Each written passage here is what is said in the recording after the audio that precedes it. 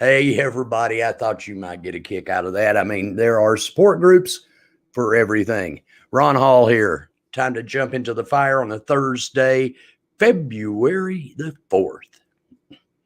Hope everybody's had a good day. Apparently some kind of hairy weather is on its way. Hello, Alan, up in Cleveland.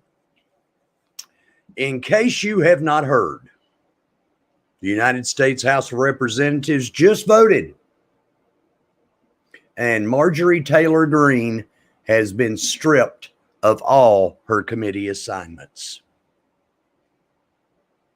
Hello, Kim Klein. Or should I say, Kimberly.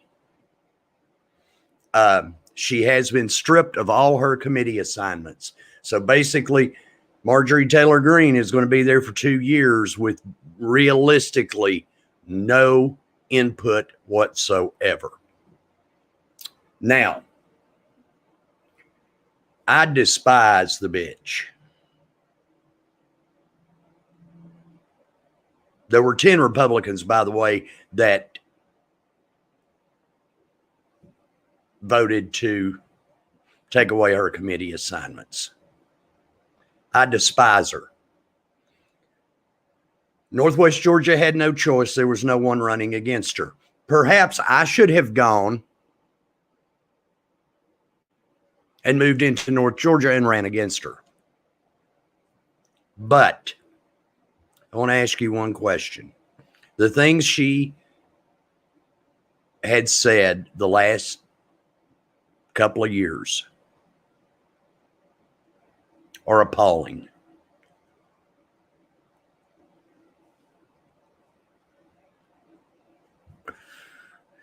Does this set a dangerous precedent?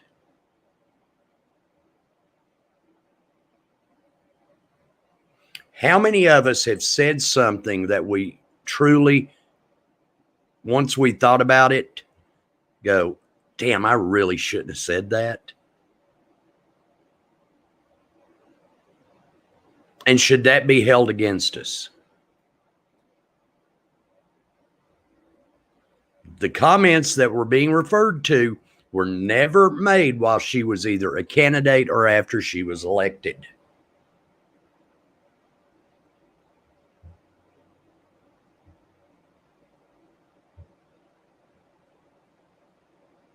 I know one time I made an offhand social media comment and I had to face the consequences for it.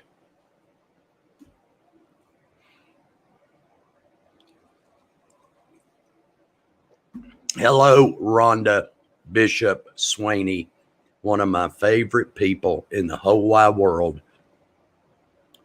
And, you know, Valentine's Day is next Sunday, so that now is all screwed up. I just thought I'd throw that in there.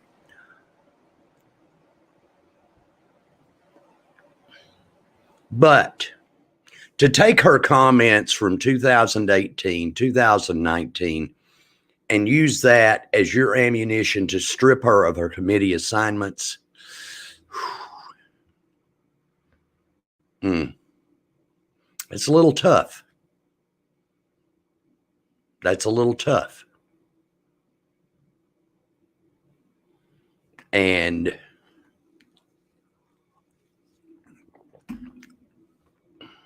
it's RC Cola in the red Solo cup.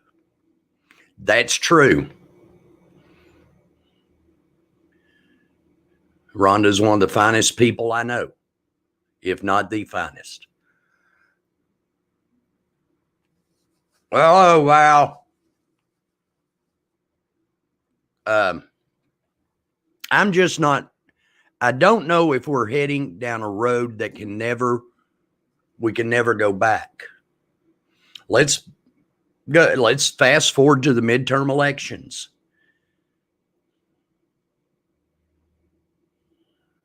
Let's say the Republicans gain control of the House of Representatives again. Are they going to go after Maxine Waters? Representative Omar? Representative Tlaib? Are they going to go after them? Will the Republicans go, they need to be stripped of their committee assignments for something they said a long time ago?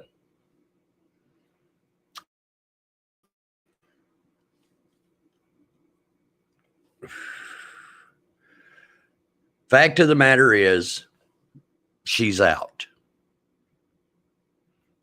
And she is basically impotent for 2 years. By not being on a committee,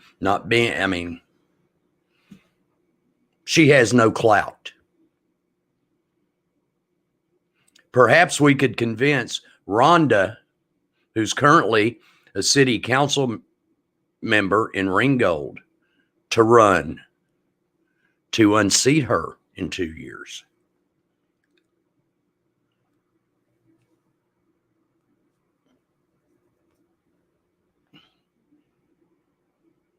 Is that a possibility? Will I actually file the paperwork to actually run against Mike Carter the next time the Tennessee House of Representative elections are up? Will I do it? I don't know. I'm not Tim Kelly. I can't loan my campaign $1 million.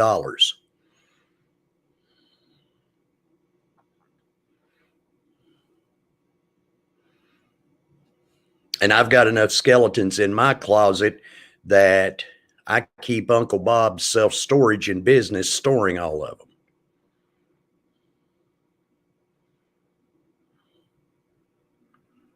But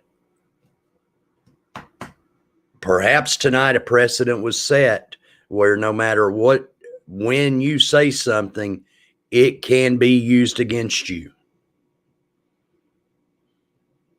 Perhaps now they're going to have to give a Miranda warning to everyone who's elected to Congress or elected to public office.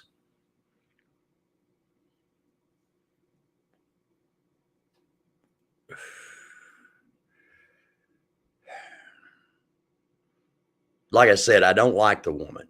I don't like what she stands for.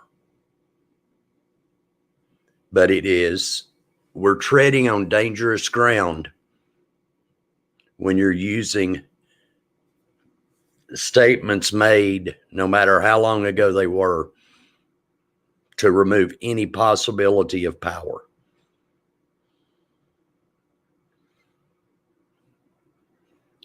So she's going to sit there for the next 2 years, twiddling her thumbs, wearing her masks with messages on them, and basically doing nothing. So it looks like her 15 minutes of fame are up. Perhaps we need to crank up Bob Hope. Thanks for the memories.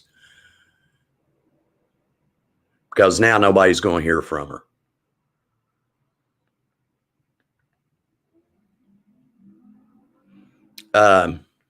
Whether you agree with him or not, kudos to President Biden and First Lady Dr. Jill Biden,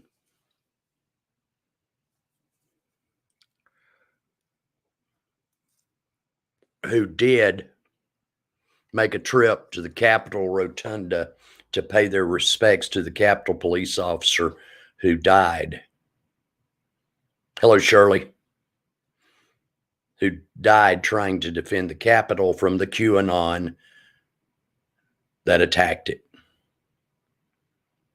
So kudos to President Biden and Dr. Biden, the First Lady.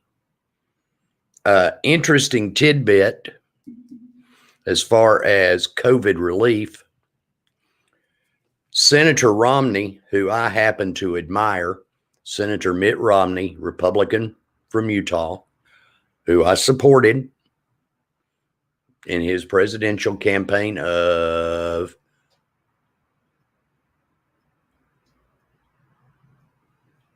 2012. Yeah. Has introduced an amendment or whatever to the COVID relief package. Basically, if I am reading what he wants to do correctly, he wants to eliminate the earned income credit.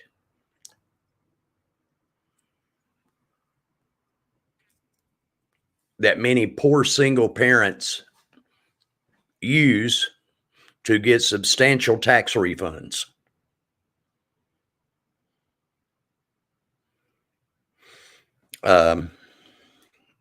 Everybody knows how the earned income tax credit works.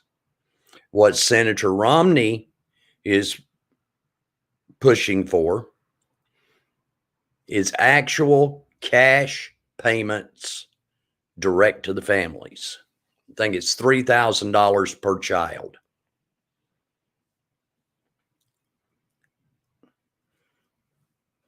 I don't have a problem with that.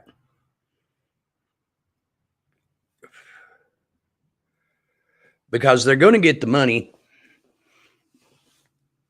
eventually when they file taxes. So why not just give it to them? Maybe perhaps split it up some. Send them 4 checks a year. Send it out quarterly. So that's something that could be attached to the COVID package that they're trying to push through Congress. I know the Republicans, if I'm understanding correctly, they have compromised to the point where instead of a $1,400 payment, they're willing to go $1,000.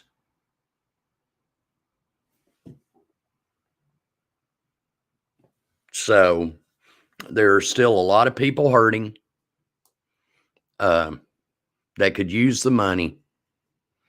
I know millennials, specifically Weston Wamp and his crew,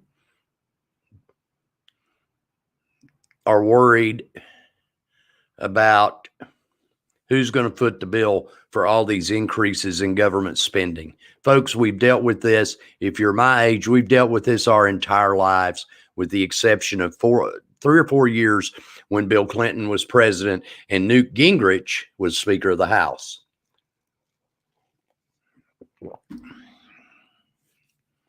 Where we had a balanced budget, no deficit, and then it blew up again. We just have to live with it. It's like nothing aggravates me more than people who say Medicare is an entitlement program. Medicare is not a damn entitlement program. Check your pay stub. Medicare is held out of your paycheck. You're paying for it. But if I see one more financial guru doing live streams on Facebook or some financial advice firm touting their Medicare enrollment services, folks, clue you in here, it's not that difficult. You sign up. You just sign up for Medicare. Then if you want, that's for Part A, costs you nothing. Then Part B is going to cost you, it's $144 a month. Yes, you do pay if you get Part B, which basically you have to cover your doctor office visits and all that stuff. Now, it's real simple. Reach out to Blue Cross Blue Shield of Tennessee. Reach out to Humana. Reach out to United Healthcare and get your Medicare Advantage plan. If you make under a certain amount of money, it's $144 a month, Shirley, for Part B. That's what comes out of mine. And if you're under a certain threshold, your Medicare supplement, if you're under a certain income threshold, then what happens is that $144 is added back to your Social Security check, because it's most of the Medicare Advantage plans have a zero premium.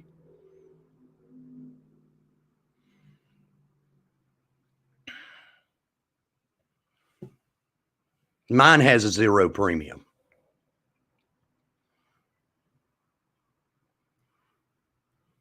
And pretty good benefits.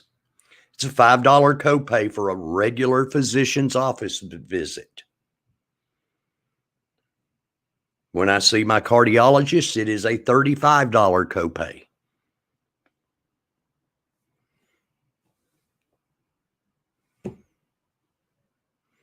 My prescriptions, of which there are many prescriptions, home delivered, 90-day supply, zero from the Humana Pharmacy.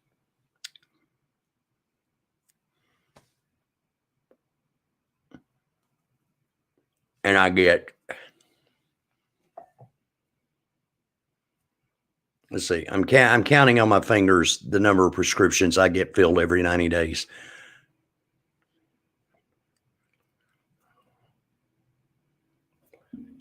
I get 7 prescriptions filled.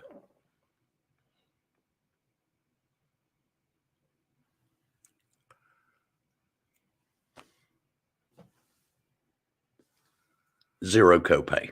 90-day supply. They're free. Shirley, call Ringgold Rob. He's the guy I got with to get my plan. And my premium is nothing. Now, I do not get my Medicare Part B premium reimbursed,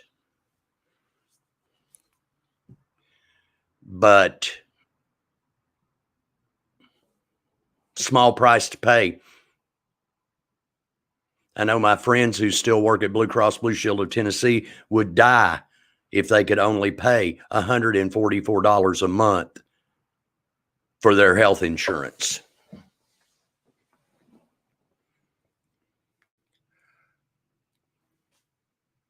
Well, Rhonda, trust me, if I could add a dependent,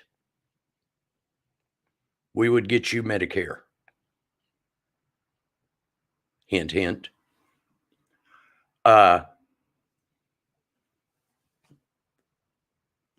Shirley, United Healthcare has some good plans.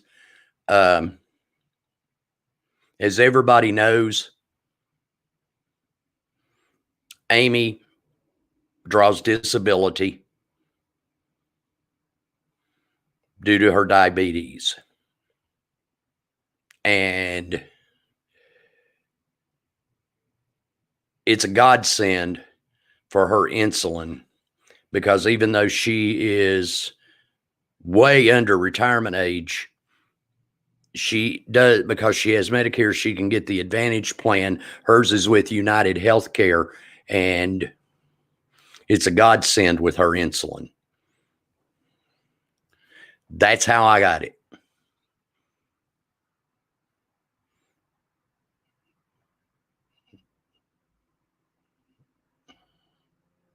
It was determined.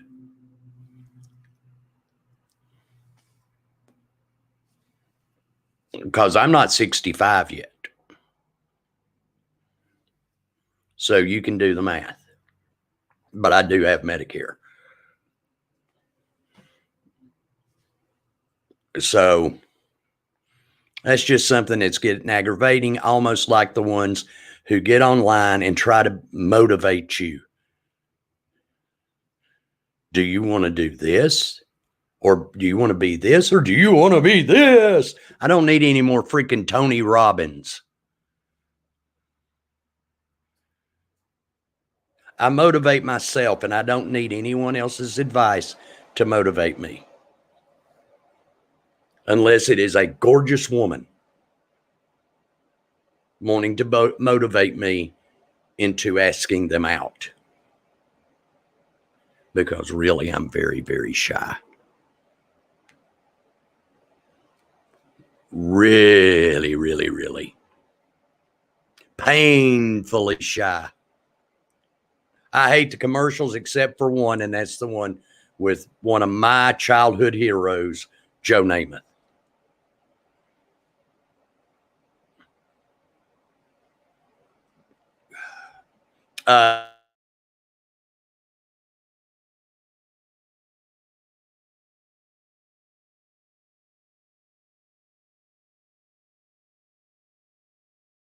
Suffering.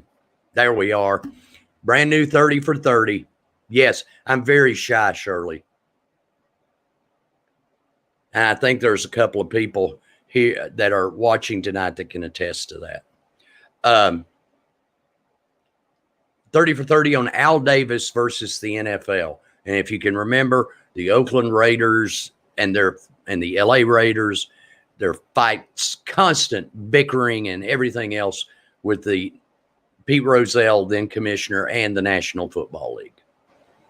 So that should prove to be very, very interesting.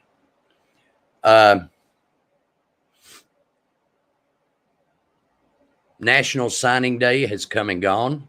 Chattanooga Mocs did well. Now, there are reports out there. They have not been confirmed by the university that the February 20th opening football game of the season versus VMI has been canceled. And that the following week's home game versus Wofford is in jeopardy of being canceled. There's no one member of the local media went with this, and they've put it on their website and everything else, but there's been no confirmation from the school. So until the school issues a press release saying the home opener, February 20th against VMI is canceled,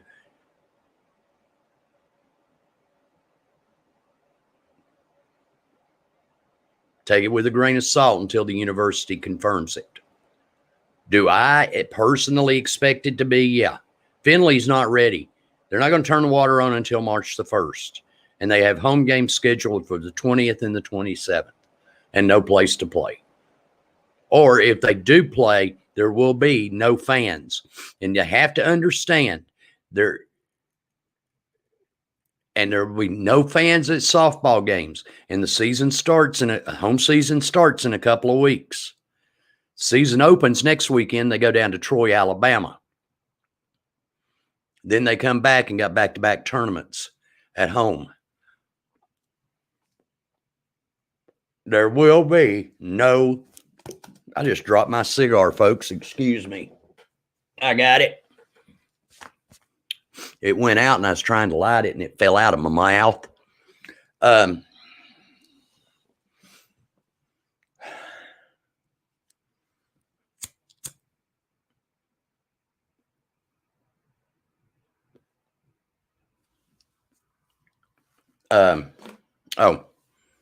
Keep in mind, the university does not own Finley Stadium. The university does not own Frost Stadium. Although the facilities were built for the university, they are not owned by the university. They're run by the city of Chattanooga. And the city of Chattanooga is not allowing anything for public consumption at their facilities, at least through February.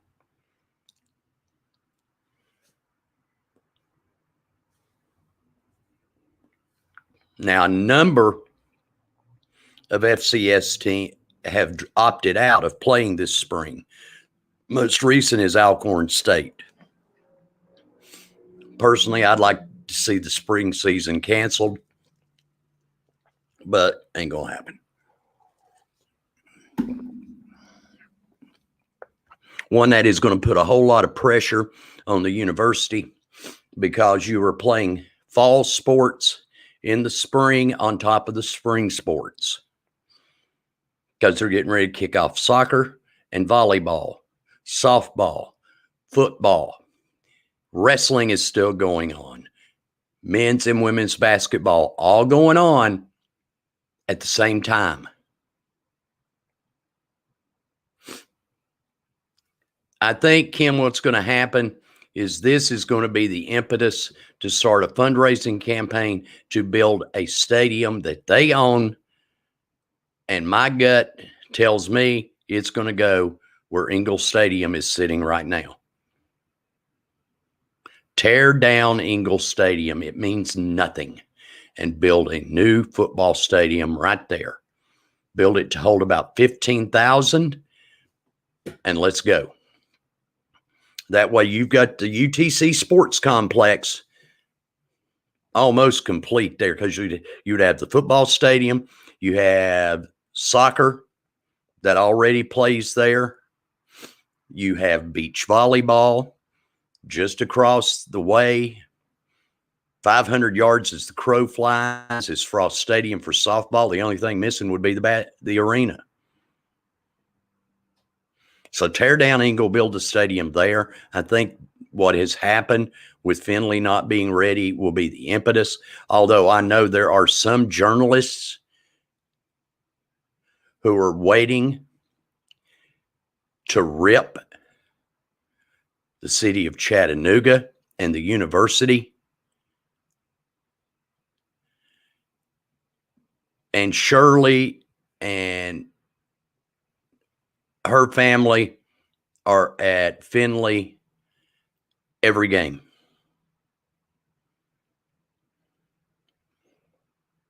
And I've seen it in my time. Chattanooga has changed.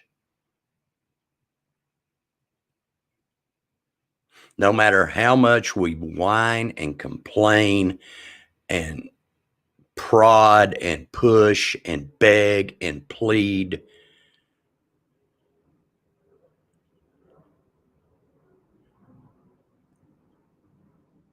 it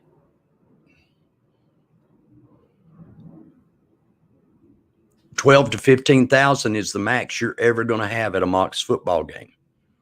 The average is around 8,000 or 9,000. That's just the city of Chattanooga.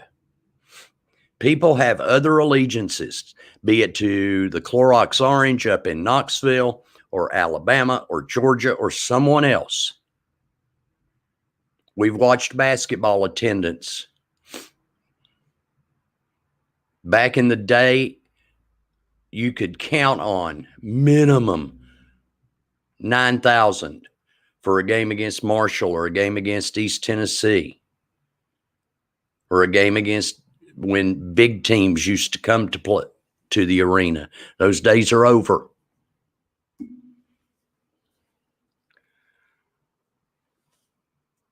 And this used to be a softball haven. It's not anymore. There is a lot of softball. Please quit calling it girls fast pitch softball. It's softball. Then I've heard Kim Klein, because I was a frequent visitor to the, well, it depends on, you're so young, Kim. It was up until 85, and then that's when I moved to Florida for a few years. But Sunday's the Super Bowl. Will I watch all of it? This may be a year when I watch a little bit more than I normally do. Depends on what's on Turner Classic Movies, of course. But, and Randy Smith, who for decades has said Johnny Unitas, thinks Johnny Unitas is the greatest quarterback that's ever played the game. Well, he's changed his tune. And how anyone in their right mind cannot say Tom Brady is the GOAT is beyond me. That man has gone to the Super Bowl 10 times. 10 times, and he's won 6 of them. I see Shirley. She's for Kansas City.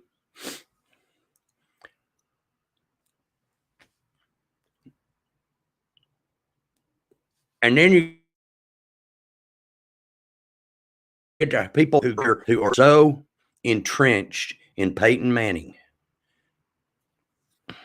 He only has 2 rings, folks. And more often than not, Tom Brady beat his ass. So stop that argument. Tom Brady is the greatest quarterback to ever play the game. The Super Bowl is being played on at their home stadium. That's never happened before. It's a home game for Tampa Bay.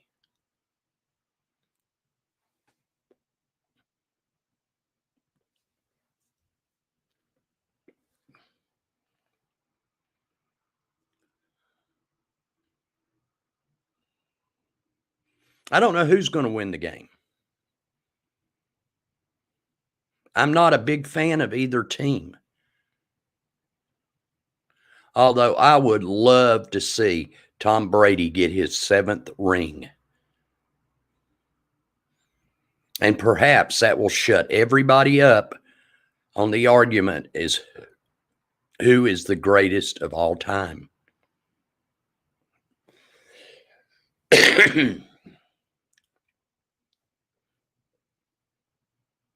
It should be entertaining.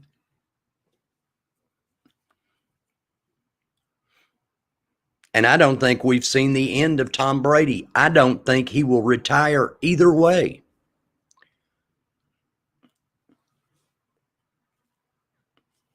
At the age of 43, he's still playing professional football. At the age of 43, I had my first heart attack. Go figure. Go figure. But I will hazard a prediction, Tampa Bay by 3. And don't watch it. The only big commercial debut that's going to happen is Doritos. Doritos 3D. And I've seen one of the commercials. And it is a flat Matthew McConaughey. And he pops into a snack machine, gets a bag of Doritos 3D, takes one, and then all of a sudden he expands into regular Matthew McConaughey, and he can't get out of the machine. Because Budweiser, Pepsi, the big players in the past are not doing their big Super Bowl ads. They're taking that money and using it for COVID. So that, a lot of people watch Super Bowl for the commercials, but we'll just have to wait and see. Folks, thanks for joining me tonight. I know it's been a little haphazard, but you have no idea how much I appreciate you guys sitting and listening to me flap my gums every Tuesday, Thursday, and Sunday night. Now, we will be back. In fact, we ain't even going to do it. There will be no show Sunday night because everybody's going to be watching the Super Bowl. And, you know, you'd rather watch the Super Bowl than watch my ass, right? Call Ringgold Rob, Shirley. But we will see you guys next Tuesday night. Thanks, Alan. Thank you, Kim. See you next Tuesday night, 7 o'clock, for another Jump Into the Fire. And let's really take it to heart and be kind to each other. Good night. Goodbye, goodbye, goodbye, goodbye, goodbye, goodbye, goodbye. Without a doubt, gonna do one more down. Think it's running out of for far too long. Party good, 'cause I'm getting so low. Nothing can you give me, make me feel so bad. Goodbye, goodbye, goodbye, goodbye, goodbye, goodbye.